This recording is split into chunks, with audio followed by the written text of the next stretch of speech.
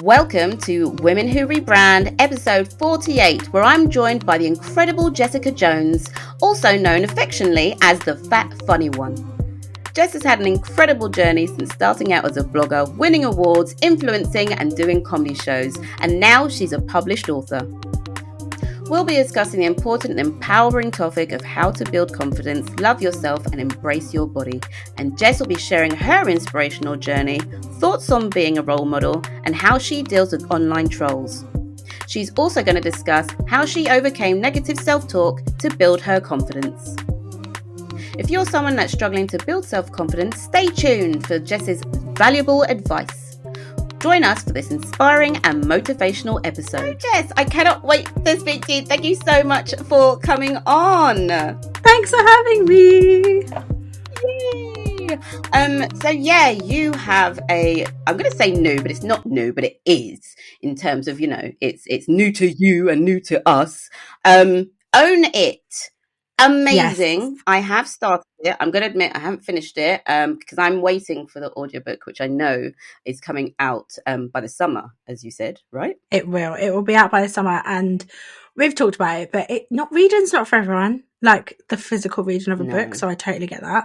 So the audiobook will be out by the summer, and I think it will be really impactful for those who want to hear it.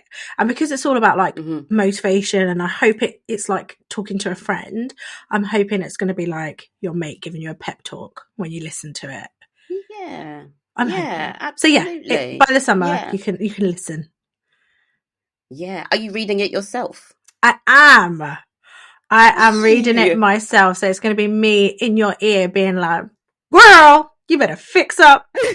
Shake it, get your belly out, live your best life. It's going to be me. And that, I wanted that. I didn't want it, because I did offer for someone else, and I was like, no, I want it to sound like me. I want it to be me talking to someone and encouraging, and I want it to be my voice that they hear. So it sounds like I'm their mate chatting to them, if that makes sense. Yeah. So yeah. No, it does. And I love that. I love that. When I've got audiobooks and stuff, I'm like, it's the author. I love it, because you're getting the three-dimensional all of you in that book to you, and I feel it's a bit more personal as well. Oh my gosh, listen, Michelle Obama was talking to you. Michelle Obama and Viola Davis were talking to me and only me. Like, I was their girl, their homie, and they were chatting to me. Like, that is like, I would reply as well, be like, yeah, Michelle. Yeah, and I think there is something about it when it's, particularly when it's non-fiction and it's about that person, or it's like an empowerment book or self-help book. I definitely think the person speaking to you just gives it a little, they're talking to you. I love that. Yeah, it's that personal touch. Yeah. So we know you on the gram and Instagram and TikTok and websites and blogging and all of that, but I want to know about it, and also possibly for one of our audience members or some of our audience members who haven't come across you as yet. Can you tell us about your journey from starting out as a blogger, winning awards, influencing comedy shows as well, and now a whole amazing published author? I never know where to start, because I can't even believe that is even my life. Like, what? It's so much. It's so much. Do you know what? It all started this one time. But I used to just like telling stories. I've always liked being slightly animated and making people laugh and making people feel good. I've always loved that.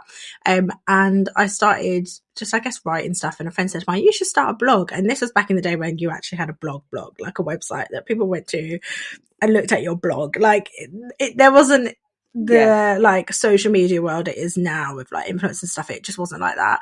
So I was like, yeah, all right. So I started writing these, I guess, little posts and stuff that were humorous, but I guess somewhat trying to be inspiring. And I would share them on my Facebook with like my mum and be like to my mum, can you share my blog? I put a new blog up. Can you share it with your friends? Like, literally, that is how it started. And just getting my friends and family to share it. I remember being like tagging my mum, like, can you share this with your mates? Like, please. And she did. And you know what? Some of my mum's mates, like my aunties, are like my top tier followers from day one. Like they still come to everything, buy everything. They're the best. Oh. But that's how it started. And I just started sharing more and more. And I can't remember what I wrote. I think it was about, I did a blog post about being mixed race and I shared it online, and it got picked up by this like American social media platform that was all about like kind of celebrating being from dual heritage and being mixed, and they shared it. And then that was kind of my first taste of like a lot of people viewing what I was saying all at once, or following me. And then things just progressed over time. And then I think the one thing I have tried to do is be true to me and really fulfilling the things that I want to do despite what people maybe say. And I also don't wait for anyone. So the comedy shows were like, I love being on stage. I'm not even going to try and be humble about it. Like, I like to be the center of attention on stage and everyone watching me. Like, I think it's so much fun. And I just decided I wanted to do a show. So I wrote a show, and I was watching everybody else do these like comedy talks, like loads of comedians and people who have been in the industry for like forever. And I was like, no, I want to do that, but I don't know how. Like, do you get an agent and they book it for you? Like, I don't know any of these things.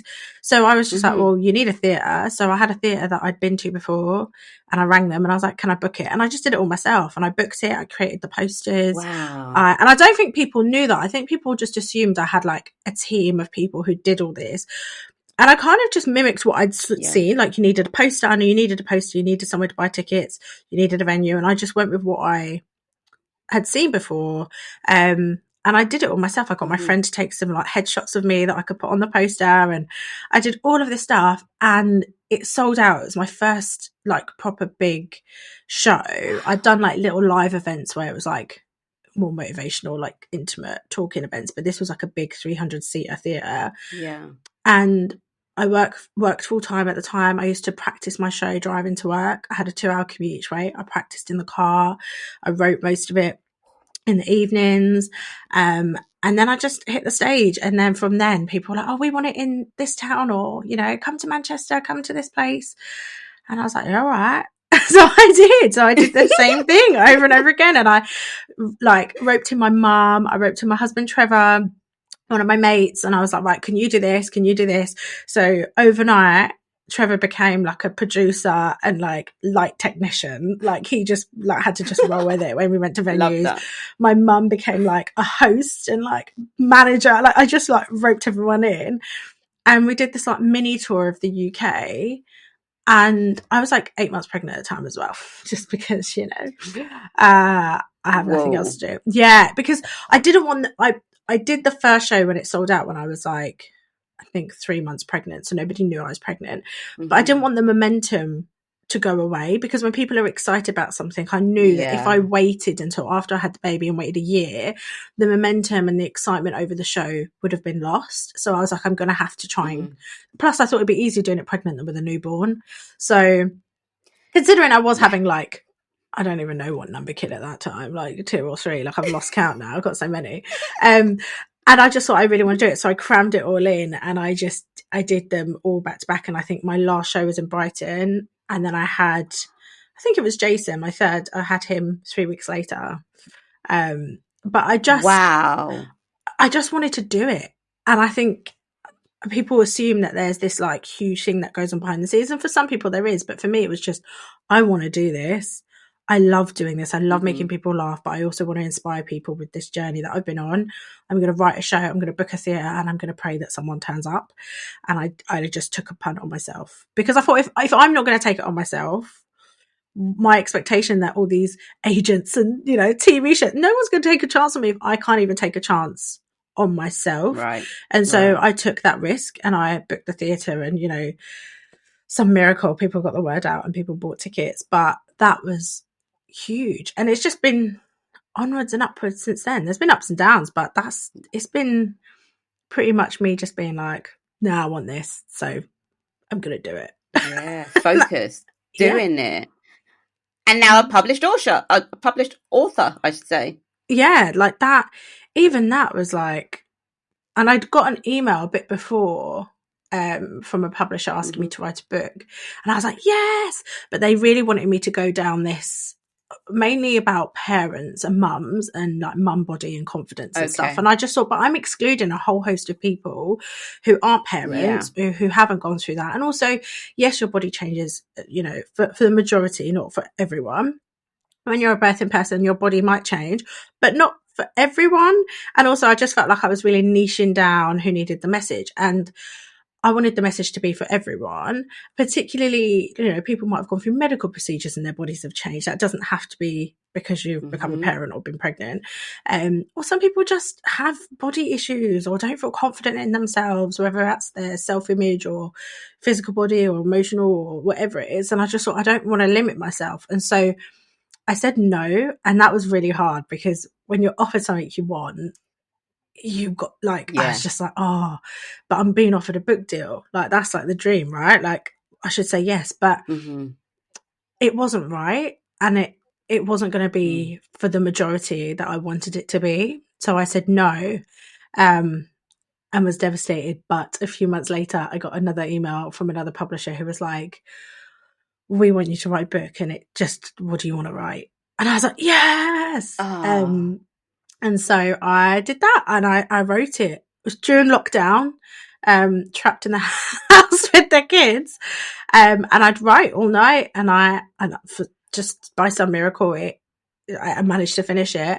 And then, saw it on a shelf in a actual bookshop in real life, which is the most surreal thing ever. But that was I was going to say. Wow. How was that feeling? It must be so odd just to be like, that's my name, that's my book, I'm in a shop, it's physical, someone can buy it, it's got a price on it, someone can buy it. What does that feel like? I don't even think there's, but you know, the most exciting time was when my kids have been into shops and seen it. I think that's more exciting for me. So like, Sophia, my eldest, she's 10, nearly 11. She's really funny. So we go into bookshops and she's really loud. So she'll be like, Mum, let's go and see if your book that you wrote is on the shelf. And you know, the book that you wrote because you're an author. Like, she loves it, right? She absolutely thinks it's the greatest thing. Isabella, who's 4, we went into a shop and Sophia was like, do you look at this book? And she was like, we've got that book at home. I was like, yeah, we have because I wrote it. Connect the dots. Like, not the same. But seeing them with it and be excited about it has been really, really crazy for me. And I think the very first time I saw it in a shop was at Manchester train station. And it was in a WH Smith and it was right in like the new releases bit at the front.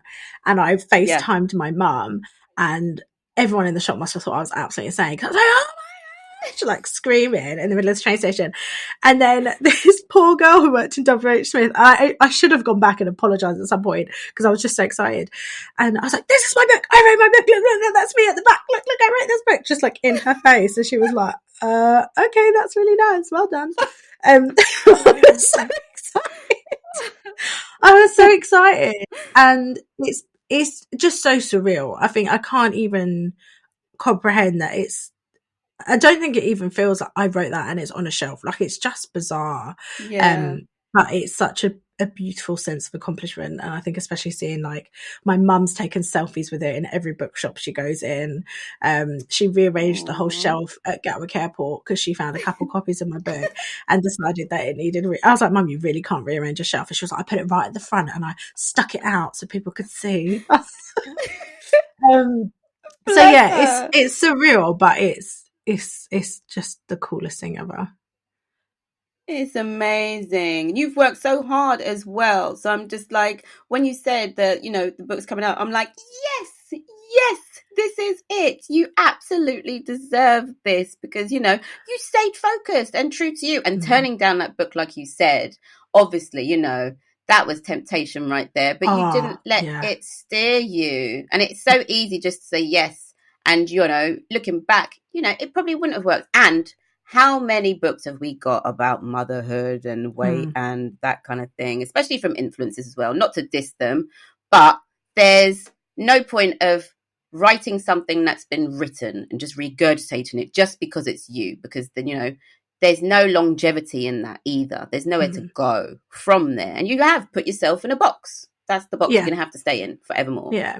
And it's So the yeah, thing is that you I can love write. that. I felt like it would be empowering for people who have kids and for mums and whoever, as well as Hmm. everyone else, versus just Yeah, of making it for one course. group of people. And maybe there is a time and a place to write a book specifically for parents and mums. And I do think there's a slightly different journey with motherhood and confidence. Definitely not just the physical, but Yeah. there are a lot of things you doubt. So that's maybe a separate thing. But at that moment in time, it wasn't what I needed to write for me and what I wanted and Mm. felt like I should have written.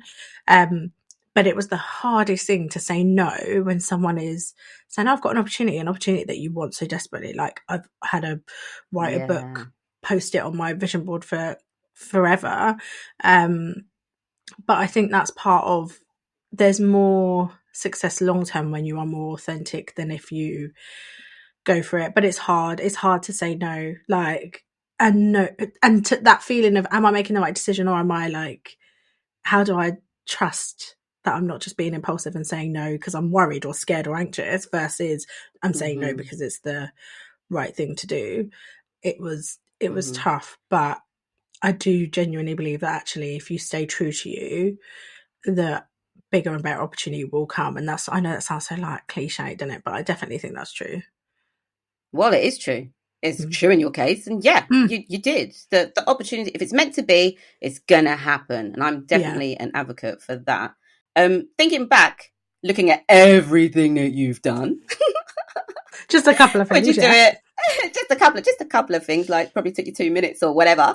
Is there anything you would do differently, or would you just embrace all of it and just be like, you know what, I would do it all again? Someone asked me this recently, actually, and I was Oh. like, and I didn't know. And at first, I really had to think about it. And I was like, what would I have done differently? And I said, you know what? I don't think I would have changed much in terms of what I've put out there. The one thing I think I would have Mhm. done differently is almost got thicker skin sooner. Because I think the Mm. only thing, and I don't necessarily live with regrets, but the only things I guess I look back and think, oh, is that there are so many other things I probably would have said or done or put out there had I not been so worried Mm. about what other people think. And don't get me wrong, I wrote a whole book about confidence. I'm very much about putting yourself out there anyway. And I've been on a huge self-discovery journey about that.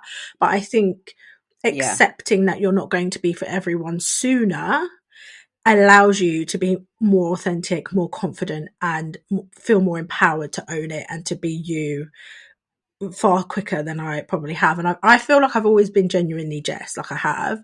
I've never felt like I've faked it or been Yeah. someone different, but I still think I held back Yeah. parts of me where maybe I probably should have shared or would have maybe done something sooner, but didn't because of that fear. And I think that's the Mm. only thing I look back and think I would have done differently is accepted that I'm not going to be for everyone and know that that's Yeah. okay Yeah. sooner rather than Yeah. later, because I think my journey would have been a little bit different. And more Yeah. importantly, I think I would have felt a bit different. So I wouldn't have necessarily changed what I put out there and all of that stuff in the journey, but I think just that part of me and feeling, yeah, just knowing that it really doesn't matter what everyone thinks all the time and you're not going to be for everyone, and that is absolutely okay. That would have Mhm. been the one Mhm. thing And I it's think I would have hard. done.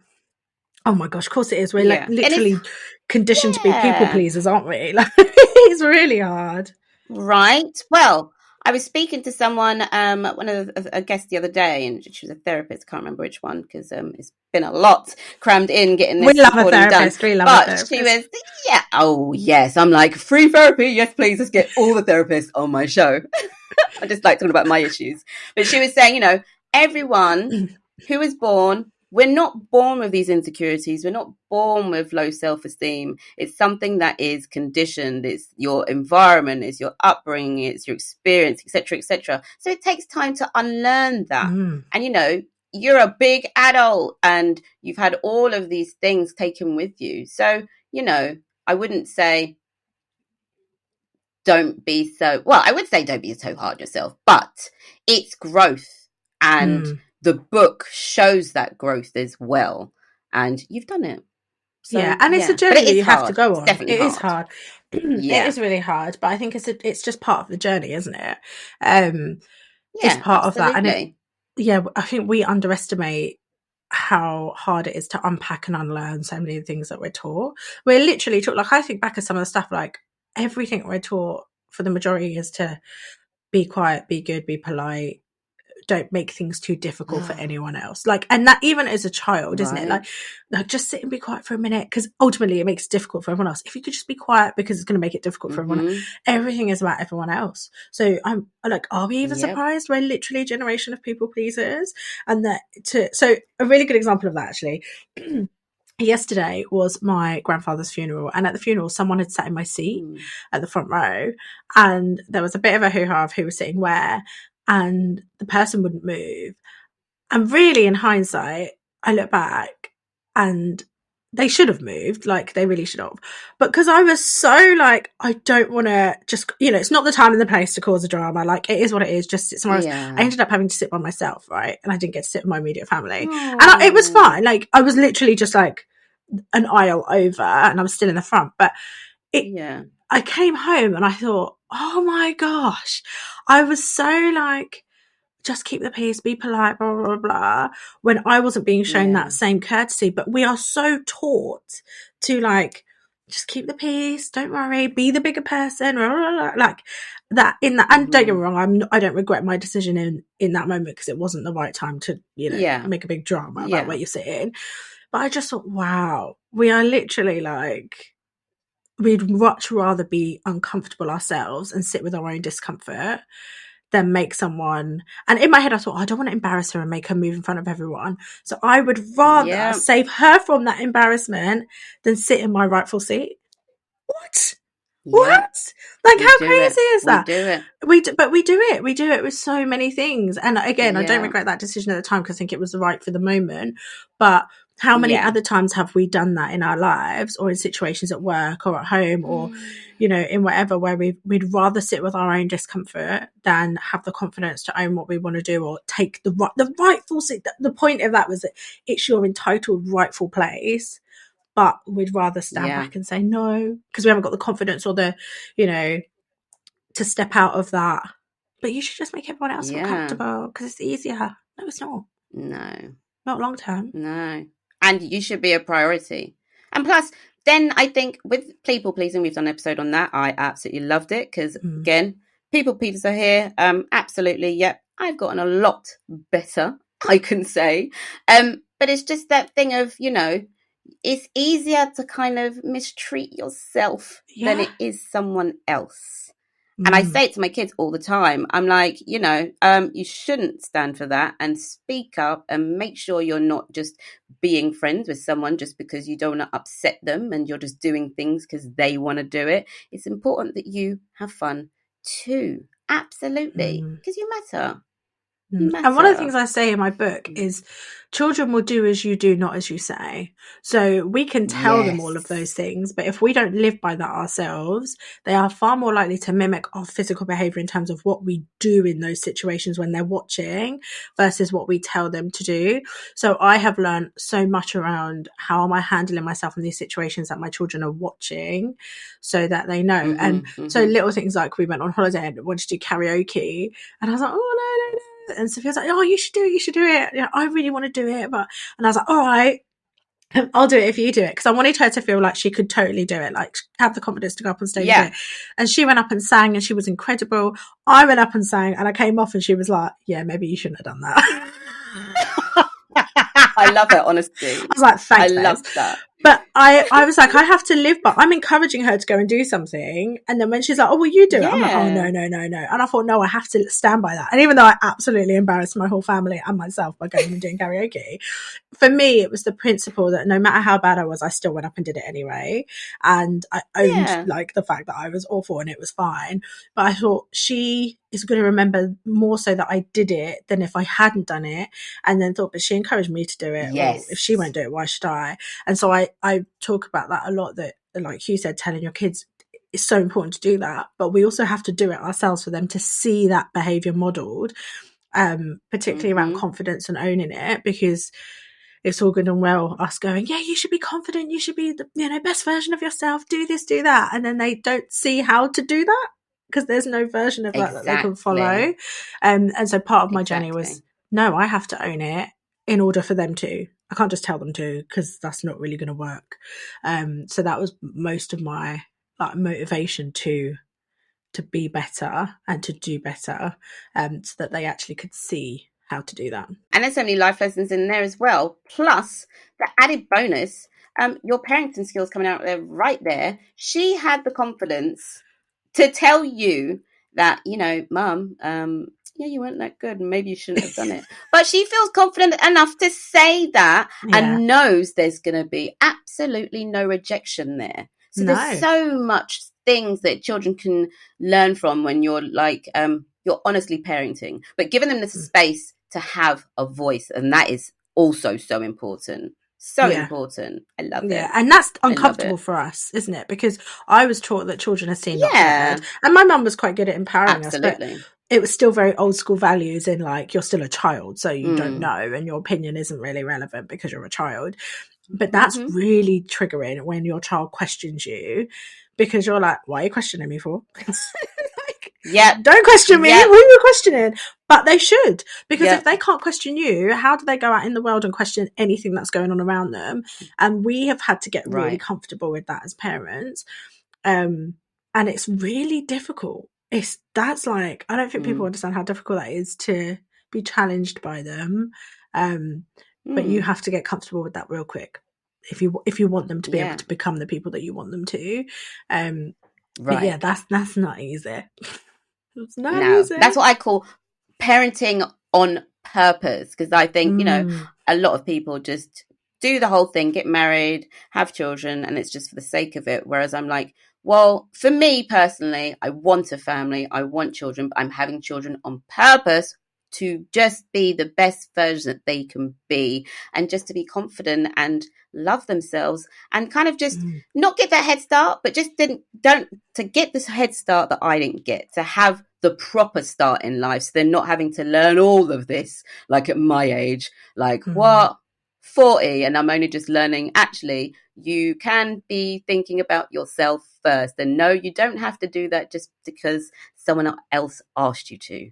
Ridiculous. 100%. 100%. That is like literally the best thing I think we can do as parents, or not even just as parents, as people who are an influence in a child in their lives, is empower them and build their confidence.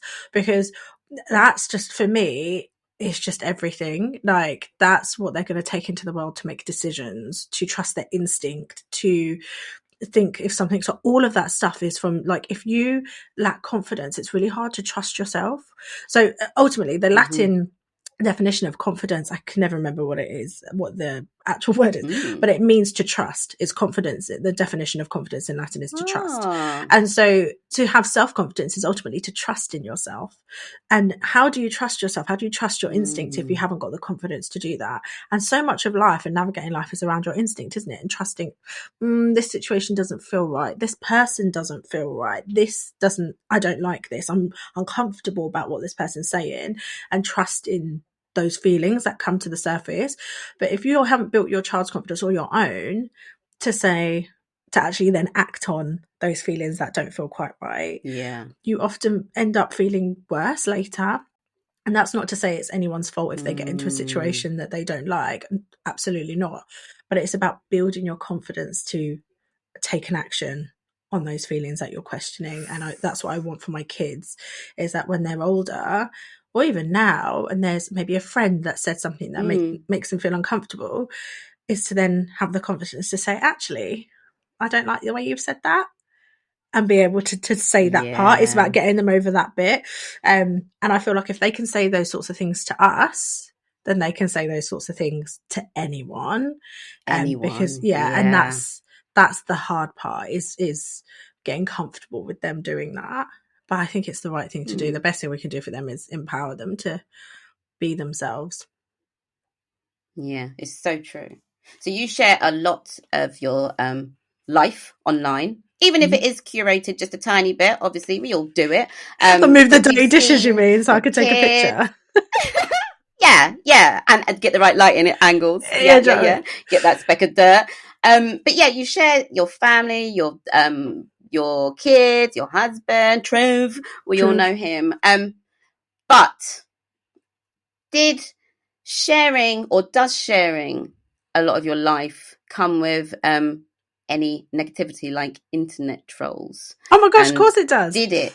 Did it set you back though? Because obviously, you had all this, and then you got the book, but whilst writing the book and doing all this, you obviously had these internet trolls. But did it ever set you back in terms of like your confidence or your feelings of worth?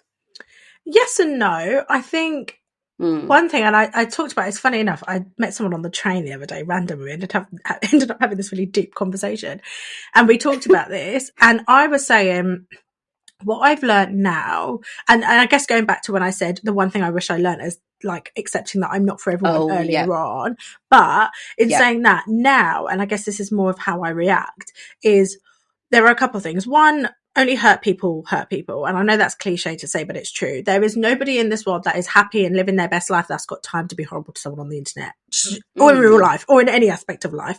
It just doesn't happen. That never justifies it, but it sometimes gives you a bit more rationale.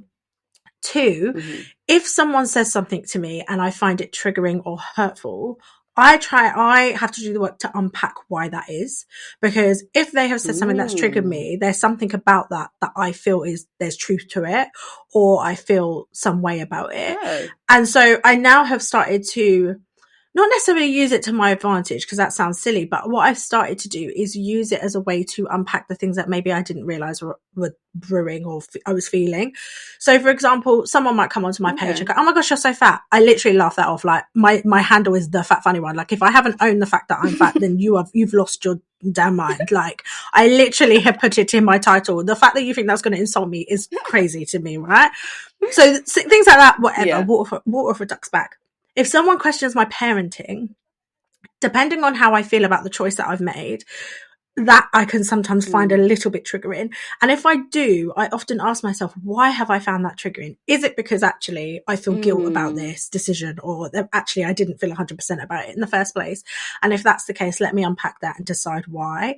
Because ultimately, the only time when people can be really nasty and make you feel some type of way, you've given them permission to. And if you've given them permission to, it's because you're feeling something about what they're saying anyway. And so I've learnt now to somewhat master how someone or what someone's saying, and either unpack it if I need to unpack it and deal with it, or it might be water off a duck's back because I know it's just foolishness, like whatever. And so I remember once someone went on at me about always buying takeaways for my kids, right? Which was just hilarious to me, because I basically a couple of weeks in a row had put like, shall we get a Chinese or pizza tonight? Obviously they didn't see the fact that the other 6 days of the week I'd done home cooking. But like those sorts of things, I was like, oh my gosh, that's so ridiculous. But then other people might say, oh, I really don't agree with that. And the reason I don't is because this and this. And I think that's really, and I think, oh, why do I feel some type of way about what they've just said? Is it because I'm actually a bit uncomfortable with that? Why am I uncomfortable with that? Let me unpack it. So now I've just tried to really, somewhat use it to my advantage to unpack the things that I need to make me the best version of me. But the rest of it, I just think, who's got time? The other thing is I just don't understand where these people get time, because I don't like, I genuinely can't fathom it. Like where do you have time? But the other side to it that I actually think kind of gives it a bit of rationale, particularly the sites where people go on to purposefully talk about people, is a lot of the time, that's something else. Yeah. Well, the thing is, a lot of the time, if you follow someone on the internet, the likelihood is that maybe your real friends in real life don't follow them. So they don't know who you're talking about. So you go into a forum or a place where you know someone else is going to know who you're talking about, right? And so you say something like, Jess is such a silly cat, or I really don't like that last post. And you go into a place where you know someone's going to validate that for you, right? Because if you say it in your best mate's group chat, they're going to be like, who's Jess? I don't care. Whereas you have to go into a place where like, that's why do you care? Yeah. So you have to go into a place where that's validated for you, right? So where are you going to go? Well, you're going to go where you know other people think the same thing as you. And then when someone goes, oh my gosh, yes, I'm so glad someone else has said it, that feeling of validation, you think, oh, thank God. Like, and it feels nice, whether anyone cares to admit it or not. Feeling validated is a very nice feeling for almost the majority of people. So you go there, you have that cycle of feelings where you say something, it gets validated, other people agree with you, and then you're stuck. Like, and just because you're saying something negative, like that's another, another situation, but you're validated. So they go into this place where they know anything they say is going to be validated by people who feel exactly the same way as them. So I get why they end up there. Like, it makes logical sense to me. Do I understand why people do it in the first place in terms of why follow people you don't like? No. Do I understand the whole like purpose of it, and is there a better time to use your time as a human being? Absolutely. But can I understand how people end up there and end up in that cycle? Of course.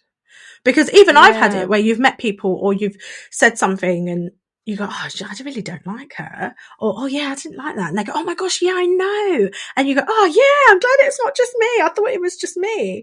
And then you're validated. We have been taught, we've been taught to people please, haven't we? We've been taught to lack confidence. We've been taught to be unsure about ourselves. So to have validation in any form is like the best feeling ever for most people. So whether that's in a good place, a bad place, or, whether you're saying something negative or positive, to feel validated is the reassurance and the self-assurance that often most people need. So that's just where they go and get it. Like, do I understand? And it makes a lot of sense. It does. And I'm not justifying it, because I can't grasp how anyone could be filled with that much hate. But I understand the cycle that they're in. I do understand the cycle that they're in, because I've been in times in my life, and when I look back at times where maybe I've been particularly bitchy, or I've not been very kind about other people, or I found it maybe funny to mock someone, because I'm not going to lie, we've all been there, and I have to be very transparent about that. When I look back at why I've done that, it normally has nothing to do with the other person, everything to do with me and how I'm feeling at that time. It's projection, right? 100%. So if I know that, so if I'm projecting and I say something horrible about someone else, and then someone else validates that for me, it's almost healing that wound in your mind, isn't it? It's healing what you're thinking. Absolutely. So you feel better. Because it's not just you. Right. So you're going into a space where your feelings are going to be validated, whether you're saying nice things or not. I get it. So I've tried really hard now to be more mindful about the impact it has. And actually, I don't want to say I feel sorry for people in that cycle, because I don't pity people, but it's not a nice place to be. Like, to feel validated because you're being horrible. That's not a nice place to be, whether you want to admit it or not, whether someone thinks it's in jest or it's banter or it's funny or they're entitled. I don't care what excuse someone uses. It's not a nice place to be. To use your time as a human being on this earth to be really cruel. Like, it's just, to do that is just not a nice place to be. And I hope that people find the confidence to not feel the need to be validated, and have the confidence to step out of that cycle for their own mental health and for their own benefit. Because whilst I haven't been a person on those forums talking about other people, I've definitely been a bit of a cow and bitched about someone to a mate or, offline. Yeah. And it's not a nice place to be. No.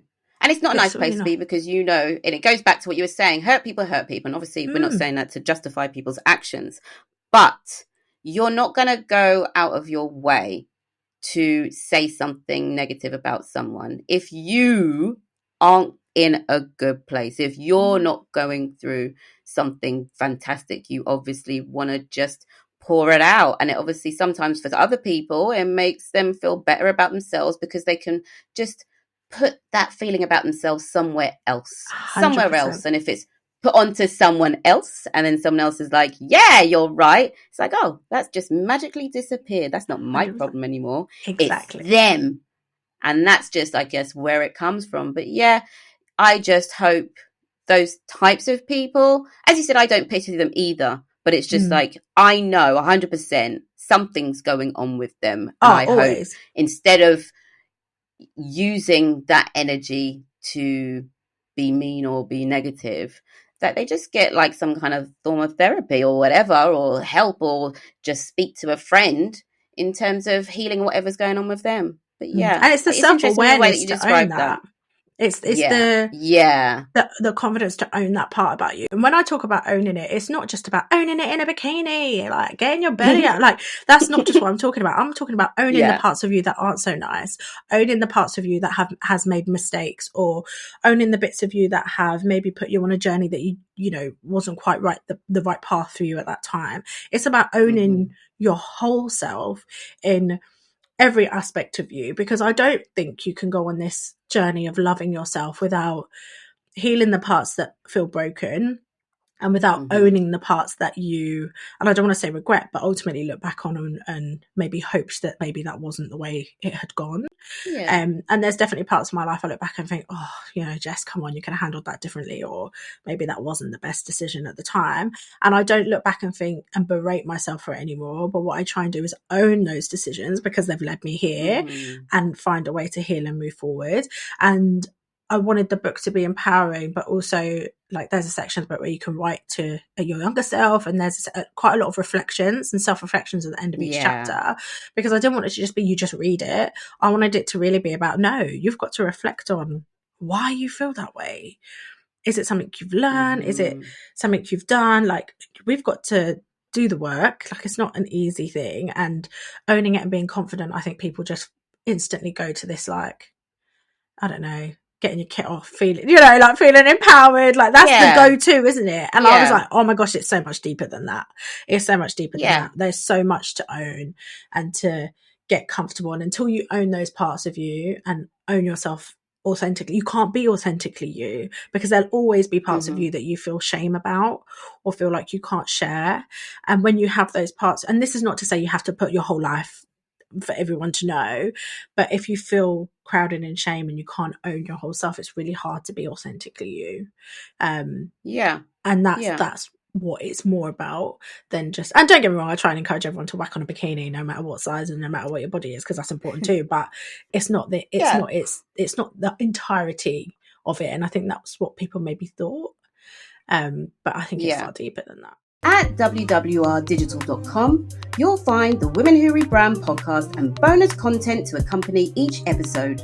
Plus, between episodes and season breaks, you'll get access to informative articles and personal stories about health and wellness, relationships, and careers. Take a journey with us to become your most authentic self, because you matter. Join our online community on Instagram and TikTok at wwrdigital.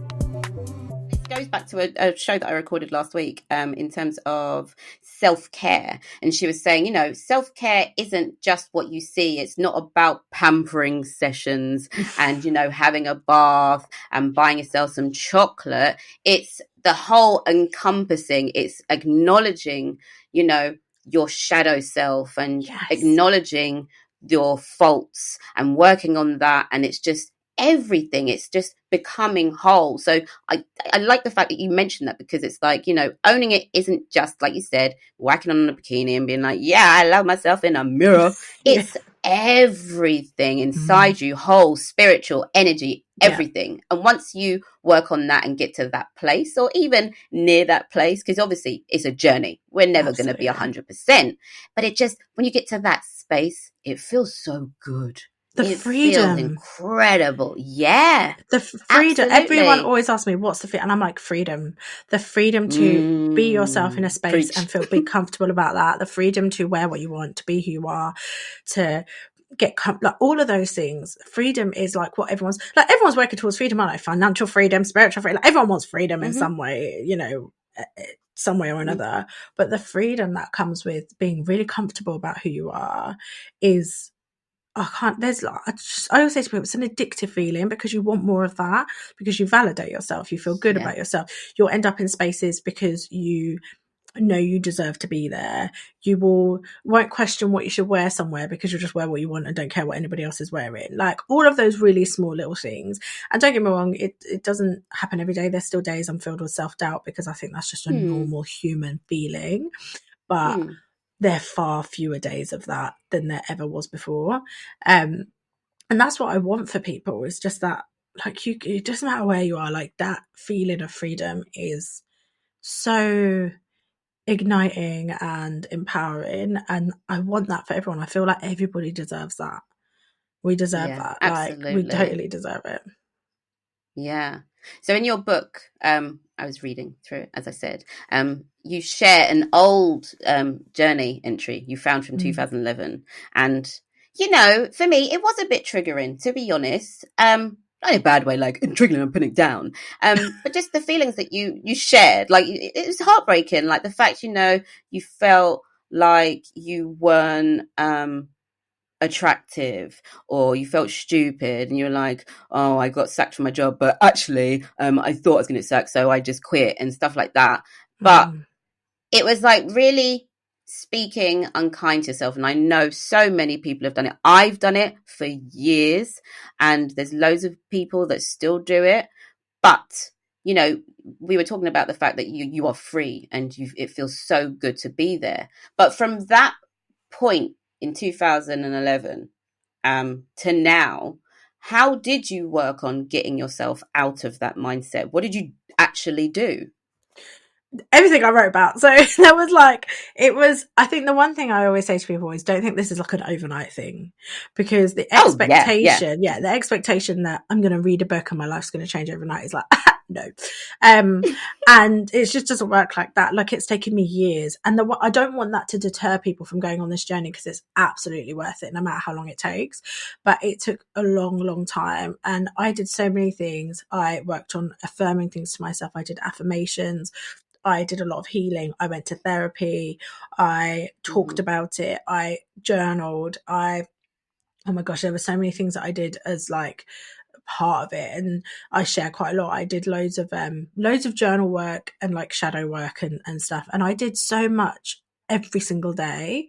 And I Mm. think the idea is that people think you just do a couple of things and then that's it, but you have like, it's a consistent lifelong thing. I still journal, I still go to therapy, like I still do all of those things. And I think for me it was the practical sides, and that's why I put self-reflections and like practical tasks at the end of each chapter. Because one thing I found when Mm-hmm. reading loads of self-help books, I was like, I would read about someone's journey and then I'd go, but how?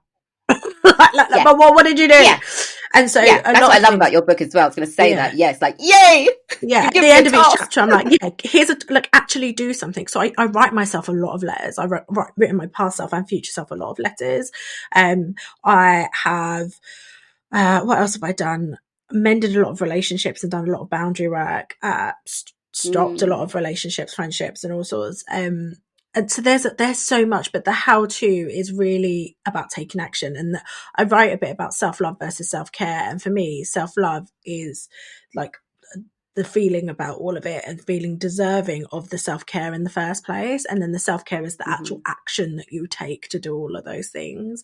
And that's Mm. really important to me. So I talk about how to do all of that stuff. So one thing I always say to people is first stage of any process is believe that you're worthy of even going on this journey in the first place, and start writing that down. The second is affirmations. I honestly swear by them. My kids have them, like, and get used to them being just weird and uncomfortable, because at first you're like, this is like the dumbest thing I've ever done in my life. Like, stand in the mirror going, I am strong, I feel power, and like it's just weird, right? Let's just get over it Yeah, and yeah. really start working at it like consistently and constantly. They have been like such an incredible thing.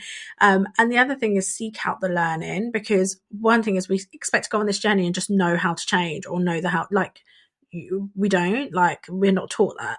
So seek out the learning, whether that's listening to a podcast, changing who you follow and following people who have been on a journey or on the journey, reading, listening to audiobooks, but seek out that help.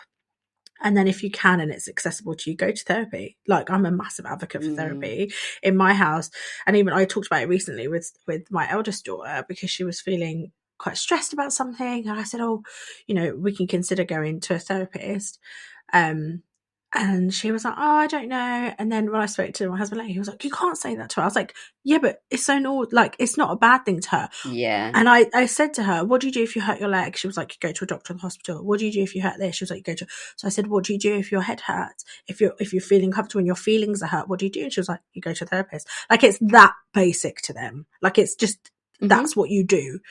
And I've Yeah. made sure that that's something that they feel comfortable about, so there isn't any shame around it. So yeah, I think if it's accessible to you, to try where possible, and there are loads of charities that can offer loads of stuff as well, but therapy has been probably one of the biggest things for me.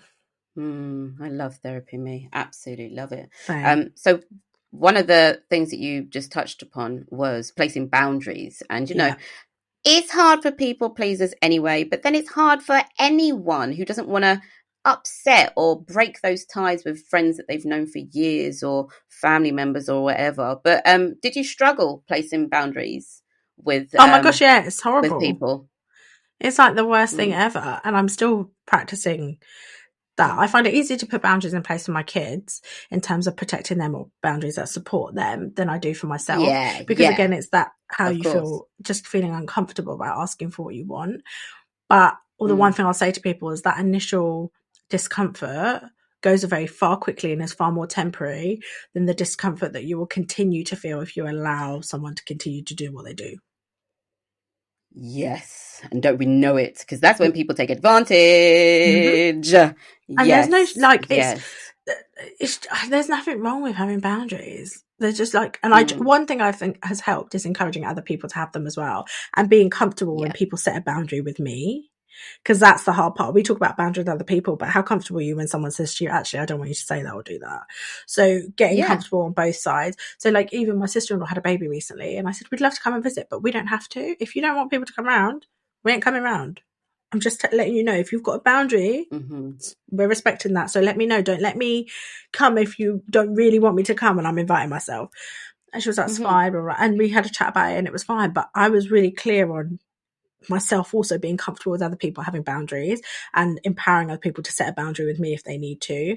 And that's really, really helped. But yeah, the one thing that I just think to myself is the discomfort I feel now setting it is going to be far less and far Mm. temporary than if I continue to keep feeling uncomfortable. Absolutely. It's just ripping that band-aid off straight away. It's And so people will get used to important. it.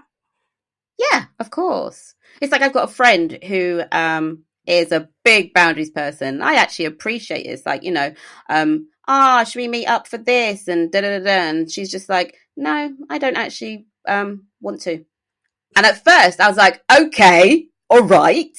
But then I was like, do you know what? Let me get out of my feelings, because it's not about me. I actually appreciate that she said no. She Yeah. doesn't want to do it, because I would far prefer someone to tell me, no, I'm not available. No, I don't want to do it. It's okay, another time, than come and be complete resentful and then have to deal with that uncomfortableness of the awkward not talking about it, and there just being that negative energy, which I would absolutely hate. So like, yeah, Yeah. I just appreciate honesty, and placing boundaries with friends is top tier, mwah, chef's kiss, the Yeah, kind it of is. relationships I want to have with friends, because I Yeah. just appreciate the honesty, because everyone knows where they stand. Yeah. I had a friend say, I said something to a friend once in a really joking way, and she didn't take it that way. And she replied to me saying, I love you, but I'm really bothered by what you just said. And at first I was like, I was mortified, because like, I didn't want her to take it that way. You, And yeah, I you didn't didn't actually mean mean, it. that wasn't my intention. But I Yeah, was so grateful that she said that, because then I could go back and say, I'm really sorry, that was not my intention. This was my intention. I was not making, because I take humour to everything. So I wasn't making light of a situation that was yeah, particularly dark, but I was trying yeah, to cheer her up. And so I just explained, I was actually trying yeah. to cheer up. I wasn't trying to make like light of the situation. And I said, but I'll give you some time. Like, and when you're ready, just give me. And it was like a day, and then she was like, "Yeah, I'm cool," and it was fine. But I was so glad that she said that, because what would have happened otherwise is she wouldn't have said anything or set that boundary with me to say, in these moments, actually, this is what I need from you, not this. I would have continued to Mm, do something that was mm, bothering her. She would have been continuing to feel resentful or frustrated, and it would have broken down our friendship. And instead, she was able to say, absolutely. well, actually, Jess, and then I could explain, and then she understood where I was coming from and my intention, which made her feel better. And then we were like, okay, cool, when we're in this situation, this is how I'm going to approach it, and I won't approach it this way. Cool. And we've been like, nothing changed, like, we're cool. And so Yeah, yeah, I think they're yeah. really, really important. I think if she can set them with me, I can set them with other people. But get comfortable with being uncomfortable. It's only temporary, and then Mm, things will be better for you on the other mm-hmm. side. Yeah. And it is, I think that is the problem with so many relationships.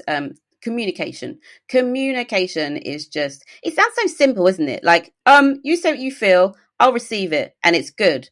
But we're conditioned not to do that and just assume Yeah. and respond based on assumptions, and then, resent and all of that. And it's just like, oh, it's just so long. I wouldn't even be Yeah. bothered to have friends if that was the case.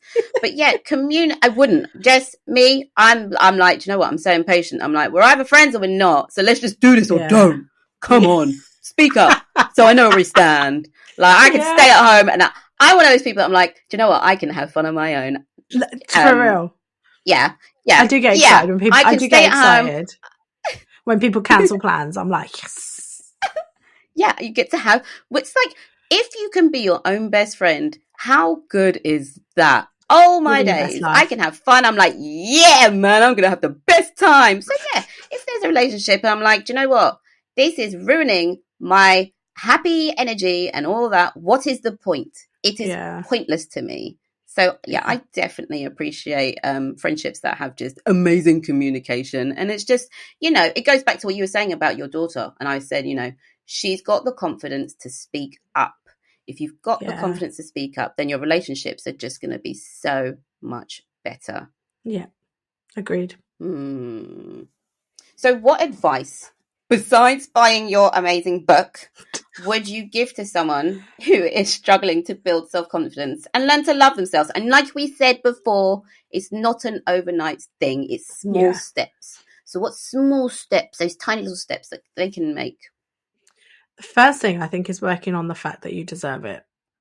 Because a lot of people don't even start the journey or think all of the things that you need to do in order to get to a place of self-confidence and on this self-love journey are pointless because they don't feel like they deserve it. If you don't feel like you deserve it, you're not going to do it properly. You're not going to give it what it needs. You're not going to believe or even give a chance to believe half the things that you're going to try and tell yourself. So what's the point?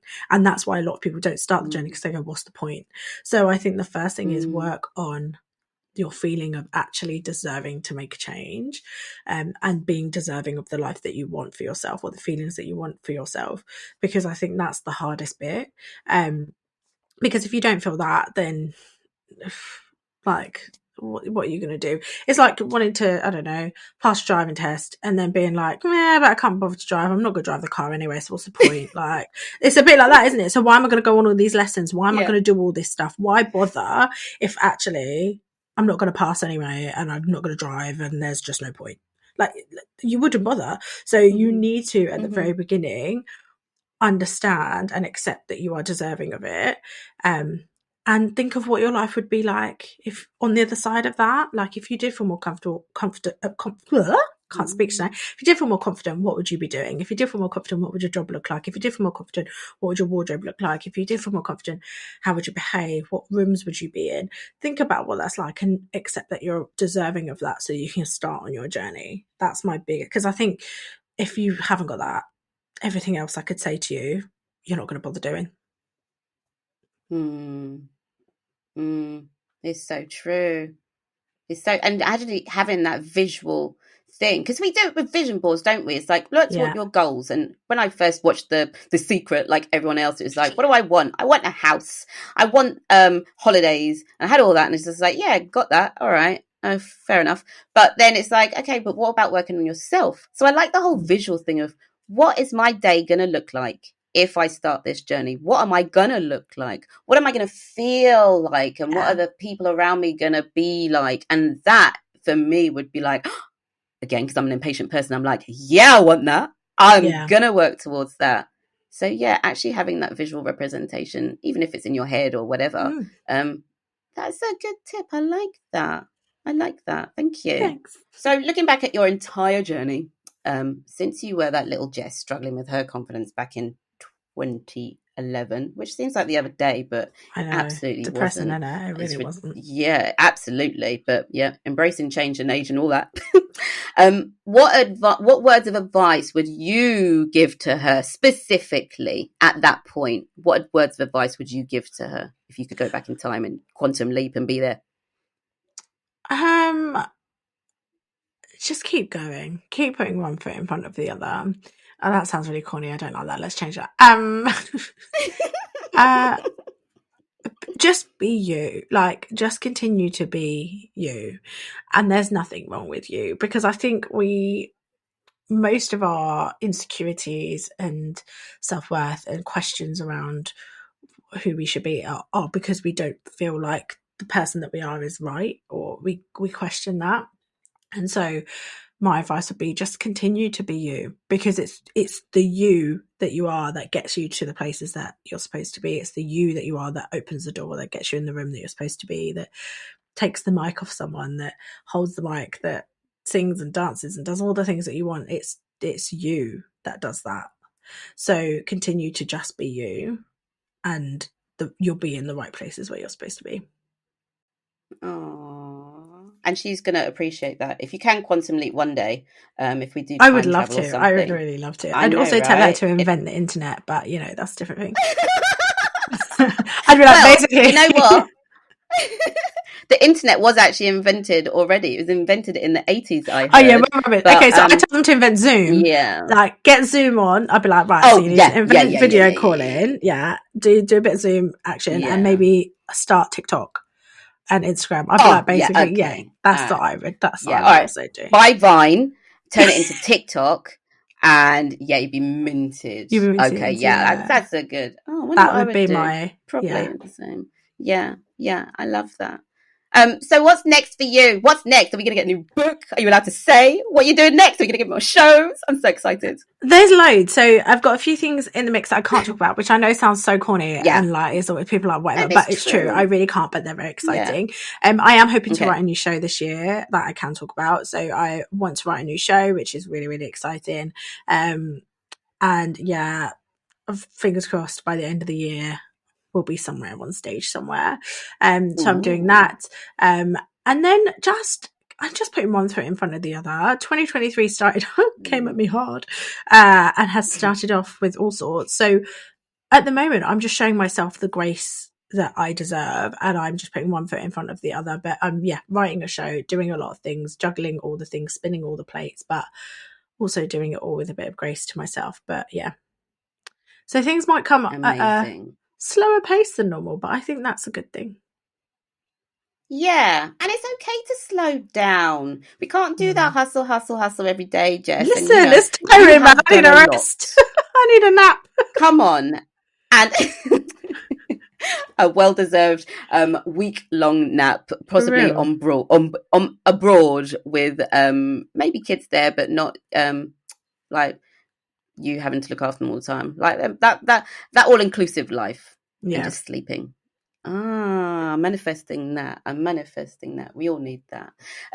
Right, before you leave, where can our amazing audience find more about you, your website, your socials, and buy your book? So luckily, all my socials are the same, at the Fat Funny One. That's the same across everything: Facebook, YouTube, TikTok, Instagram, all the ats. And then book Waterstones, WH Smith, in store or online, Amazon, all of those good places. Pretty much any major retailer, you can find it online. The audio book will be on Audible by the summer, and I think you can download it on Kindle as well as an ebook. So yeah, that is where you can find me. If not in the Starbucks drive-through, because that's the only other place I live. And obviously I'm going to be doing a write-up to this episode on wwrdigital.com, and I will be sure to put all the information there, as well as a link to Jess's book. Jess, are you still blogging? What's going on with that? Or is it I'm not. Well, I'm having anyone that's still blogging anymore. I'm having a very on-brand rebrand of my website and stuff. So it will be back. It will be back this year. Okay. But yeah, I'm having a whole... I love that I'm on brand. I'm a woman who's rebranding at the minute. Yay. So yeah, it will be this year. I am going to... Because I miss old school blog posts. And sometimes there's not enough space in a caption to write everything you want to write. So I'm going back old school. And I actually think they're going to come back. I've got a feeling blogs are going to kind of do a bit of a comeback a little bit. So this year I'm going to bring it back. So watch this space. Good. I look forward to that. It's a shame because when I was doing my when I launched the magazine, and I have got some old blog posts on my personal website, content creation, all that, and I've actually started transferring some of my favorites which fit into the magazine. And whilst putting them there, I'm like, yeah, I'm gonna credit them. Obviously, I'm searching for them, and it's like those blogs don't exist anymore, and they don't even have like socials. And I'm like, it's such a shame that loads of people aren't really doing that anymore. So I do feel there is space, because even now I'm like, oh, I want to read a blog. I want to know about that person. I do. I want to see what they're doing. And the caption's not long enough. There's definitely Sometimes there's more. People. Exactly. And let's not talk about that algorithm, because you'll write a whole caption, spend your whole time, and we won't even see it. So, exactly. People, bloggers, come back, man. Come back. All right, Jess. Thank you so much. I think we covered nearly all of the questions, but to be honest, the way you answer the questions anyway, we covered everything I was going to cover. And I hope that whoever's listening out there who does feel like they want to take those small steps, just does it. And if you do want to speak to someone, as Jess said, and I'm totally an advocate for therapy, reach out to someone and speak to them if you feel that you really do need someone to help you out. Okay. Agreed. All right. Thank you, Jess. You're welcome. Take care. Bye. Bye. We hope you enjoyed this episode of Women Who Rebrand. Be sure to subscribe and leave a rating to keep up with upcoming episodes. Join our online community on Instagram and TikTok at WWR Digital. And stay tuned for our next episode featuring another fantastic guest ready to discuss the most insightful topics. Thanks for listening.